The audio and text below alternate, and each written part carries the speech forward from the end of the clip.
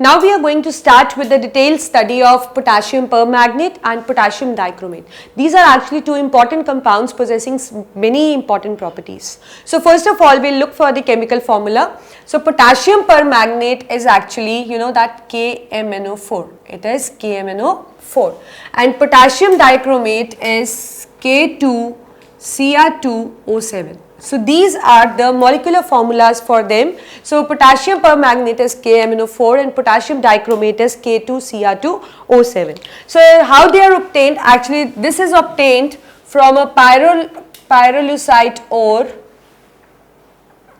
right, which is generally MnO2, and it is obtained from ore that is the chromite ore.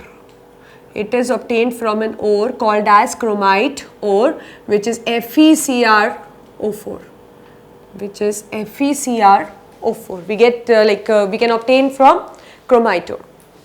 So now starting with the preparation first, that how they are prepared. So potassium permagnate is prepared, in which what we do is we take a pyrolusite ore, that is MnO2, we react with KOH and a nascent oxygen.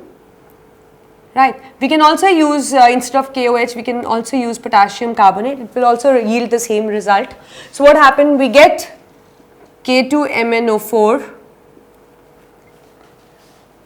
potassium magnate, with this thing we get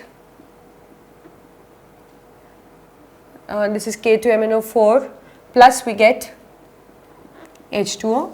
Then in the second step, what we do is we react with this K2MnO4 with carbon dioxide, and as a result what do we get? We get potassium permagnate with K2CO3, and along with that we get MnO2. This actually stays behind, it is insoluble, so it settles at bottom. So if we talk about the color, so K2MnO4 is actually green in color, and this is brown in color, and KMnO4 is purple in color. So what we do after that, we just filter it, and when we filter it, MnO2 is removed. So this is actually removed as a result of filtering, and after that we need to concentrate the solution, and what happened? We see that KMnO4 crystallizes out. KMnO4 crystallizes out. So this is how you are going to prepare KMnO4. Now if we talk for the preparation of potassium dichromate, we prepare it by chromite ore, that is FeCrO4. So how we are going to prepare it? In the first step, I am going to react this with this thing Na2CO3. So and what do I get? I get Na2Cr04. I get this sodium chromate, and along with that we get Fe2O3, and oxygen is removed. Only a small little amount of oxygen we get. CO2 we get. Then in the second step, we try to convert the sodium chromate into sodium dichromate. What we do, we react it with sulfuric acid, and when we react it with sulfuric acid, we get Na2SO4, we get sodium dichromate, Na2Cr2O7, and with that we get water. Then in the third step, we react sodium dichromate with KCl, because we need to prepare potassium dichromate actually, and here we get K2Cr2O7 with NaCl. So this is our desired product, that is the potassium dichromate. So how we obtained? We reacted with chromite ore with the sodium carbonate first, and then this sodium chromate is reacted with sulfuric acid, and then the sodium dichromate is reacted with KCl, and we get this kind of product. And you know that when we are heating it, we need to heat it, and we add a little amount of lime also, because it keeps the chromite ore porous, so that a better reaction can take place actually, and it is heated on a hearth, and here it is heated on in a furnace. So this is how we can prepare potassium dichromate, and here we can prepare potassium magnate. Now if we look for them, that how they look like actually, so we will see that it is actually a it is actually a kind of purple crystals. It is purple in color. And if we look for it, like how it looked like orange red in color. It is actually orangish or red, orangish red you can say in color. Now you know that if we just expose it to sunlight, it gets decomposed.